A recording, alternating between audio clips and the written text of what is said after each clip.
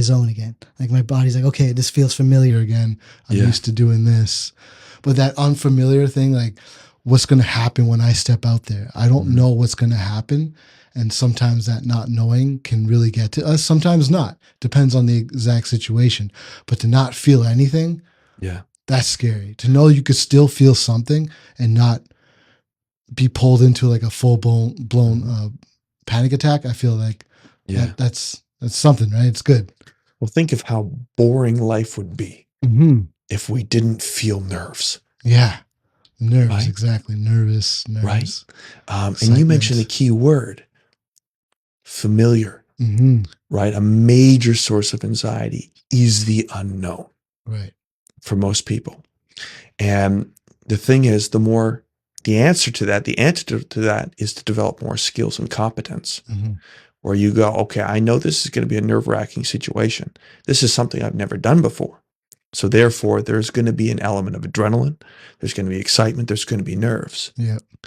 But I know I can also have the nerves, have the uncertainty, but also have the certainty in the fact that I know what I can do when I step in that situation. Yes, yes. Because I spent thousands and thousands of hours developing these skills, and I don't even need to think about it. Yeah, exactly. That's how I feel Right? too. So, And that's similar to what a friend told me once. Usually we toured together, and he wasn't there that night, and I was across the country. And he said something similar, like you've been ready your whole life for this. You've been preparing your whole life for this moment right here. It's no different than anything else. Go there and be who you're meant to be. that's right. And be in that, Yeah. in your element, you know. And here's where the magical sauce comes in, is because, I do the brain scans, and excitement, anxiety, I've even tested sexual arousal. I've tested some weird stuff. How do you test that? Okay, we'll get into Professionally done. But they all basically look same at the neurological level. They're all an increase in arousal. And here's the thing, there's an elevated level of arousal improves performance.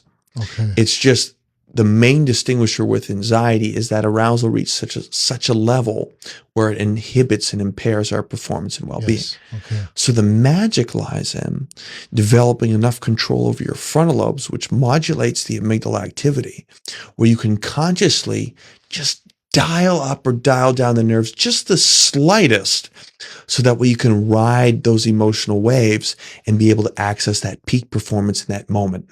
So you can use all that energy, that adrenaline, and use it to activate your very best, as opposed to shutting down or being overwhelmed with anxiety. Chris Wiley, the mind hacker.